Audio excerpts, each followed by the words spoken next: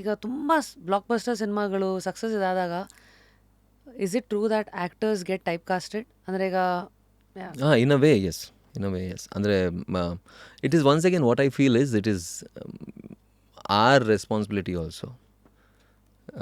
ನನಗೆ ರಿಯಲೈಸ್ ಆಗಿರೋದು ಏನಂತ ಹೇಳಿದ್ರೆ, it is in your hand as an actor.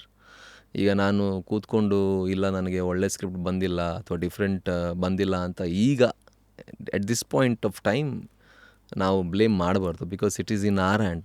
ನಾವೇ ಟೀಮ್ ಕಟ್ಕೋಬೋದು, ನಾವೇ ಟೀಮ್ ಕಟ್ಕೊಂಡು ನಮ್ಗೆ ಯಾವ ಥರ ಬೇಕು ಮಾಡ್ತಾ ಹೋಗ್ಬೋದು. See that's what the new age.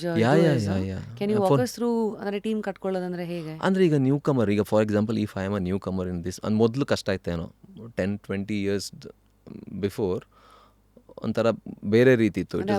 Industry was like a fortress ಥರ ಇತ್ತು ಅನ್ಕೋತೀನಿ ನಾನು. ಅಂದರೆ getting in was difficult because ನಿಮಗೆ ಆ್ಯಕ್ಸಸ್ ಇಲ್ಲ. Like camera is very costly ಆ ಟೈಮಲ್ಲಿ. ಅಂದರೆ ಲೈಕ್ ಫಿಲ್ಮ್ ಕ್ಯಾಮ್ರಾಸ್ ಅದು ಇದು. ಇವಾಗ ಡಿಜಿಟಲ್ ಇದಾಗಿರೋದ್ರಿಂದ ಯಾರು ಬೇಕಾದ್ರೆ ಸಿನಿಮಾ ತೆಗಿಬೋದು. It's only thing is you need to have proper content, you need to have a story to tell. ಮತ್ತು ಇನ್ನೊಂದು ಏನಂದರೆ intent and honesty. That is more important ಅಂತ ಅನ್ಕೋತೀನಿ. ಆನೆಸ್ಟಿ ಇದ್ದು, ಇಂಟೆಂಟ್ ಇದ್ದು, ನಿಮ್ಮಲ್ಲಿ ಒಂದು ಛಲ ಇದ್ದರೆ you can collaborate with people right ನಾವು. ಅಂದರೆ ಕ್ಯಾಮ್ರಾಗೆ ಯಾರಾದರೂ ಬರ್ತಾನೆ 100%. ಮ್ಯೂಸಿಕ್ ತುಂಬ ಜನ ಕಾಯ್ತಿರೋರು ತುಂಬ ಜನ ಇದ್ದಾರೆ, ಹಸಿವು ಇರೋರು ತುಂಬ ಜನ ಇದ್ದಾರೆ, ಅರ್ಜ್ ಇರೋರು ತುಂಬ ಜನ ಇದ್ದಾರೆ. You will get so many technicians who are like ready to collaborate with you. You just need to have a idea, you just need to have a intent. You can create a team, you can get people. ಅಂದರೆ ನೀವು attract ಮಾಡ್ಬೋದು ಜನನ, and you can start working. And if your content is really good, ನಿಮ್ಮ product ಅಷ್ಟು ಚೆನ್ನಾಗಿದೆ ಅಂತ ಹೇಳಿದ್ರೆ ಜನ ನೋಡ್ತಾರೆ in any platform, and you will get that fame ಅಲ್ವಾ. ಸೊ ಇಲ್ಲಿ ಟೀಮ್ ಬಿಲ್ಡಿಂಗ್ ಅಂದರೆ ಯು ಸೇಯಿಂಗ್ ಟೆಕ್ನಿಕಲ್ ಸೈಡೆಲ್ಲ ಅರ್ಥ ಆಯಿತು. How do producers and directors and actors collaborate? ಮೊದಲಿನ ಥರ ಎಲ್ಲ ಮೊದಲು ಡೇಟ್ಸ್ಗಂತ ಇರ್ತಿತ್ತಲ್ಲ, ಪ್ರೊಡ್ಯೂಸರ್ ಹತ್ರ ಒಂದು ಸ್ಕ್ರಿಪ್ಟ್ ಇರುತ್ತೆ, ಡೈರೆಕ್ಟರ್ ಡೇಟ್ ಇರುತ್ತೆ, ದೆನ್ ಎಲ್ ಗೋ ಫಾರ್ ಆ್ಯಕ್ಟರ್ ಅಂತ ಕೆಲವೊಂದು ನಾನು ಕೇಳಿರೋದು.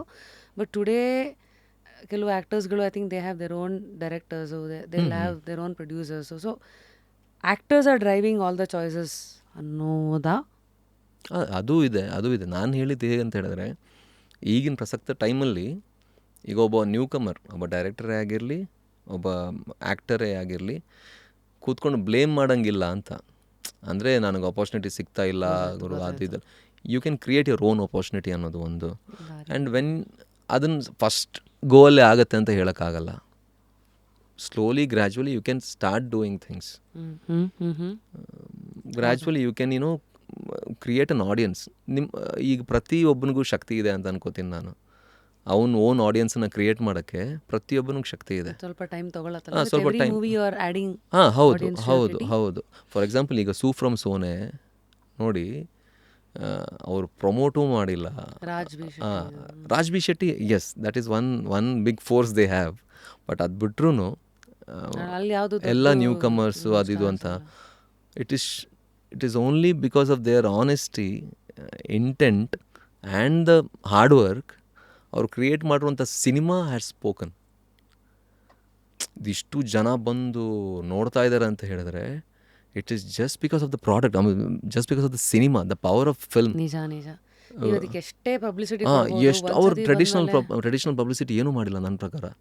ಹೇಳಿದ್ರಲ್ಲ, ಏನೂ ಮಾಡಿಲ್ಲ. It is just because the power of ಇಲ್ಲಿವರೆಗೂ ನಾವು ಏನು ಹೇಳ್ತಾ ಇದ್ವಿ ಅಂತ ಹೇಳಿದ್ರೆ, ಜನ ಬರ್ತಾಯಿಲ್ಲ, ಆಡಿಯನ್ಸ್ನ ಬ್ಲೇಮ್ ಮಾಡ್ತಿದ್ವಿ ನಾವು. ಬಂದ್ರಲ್ಲ ಈಗ ಜನ ಯಾವ ಲೆವೆಲಿಗೆ ಬರ್ತಾ ಇದ್ದಾರೆ ಅಂದರೆ ಹ್ಯೂಜ್. ಐ ಮೀನ್ ಲೈಕ್ ಅದು ನನಗನ್ನಿಸ್ತು it is just because of the power. ಅಂದರೆ ಜನರಿಗೆ ಸಿಕ್ಕಿದೆ, ಅದರಲ್ಲಿ ಎಂಟರ್ಟೈನ್ಮೆಂಟ್ ಸಿಕ್ಕಿದೆ. ಯು ಕೆನಾಟ್ ಯಾರನ್ನೂ ಗನ್ ಪಾಯಿಂಟಲ್ಲಿ ಇಟ್ಟು ನೀವು ಬರಬೇಡ ಅಂತಲೂ ಹೇಳೋಕ್ಕಾಗಲ್ಲ, ಅಥವಾ ಗನ್ ಪಾಯಿಂಟಲ್ಲಿ ಇಟ್ಟು ಬಾ ಅಂತಲೂ ಕರೆಯೋಕ್ಕಾಗಲ್ಲ.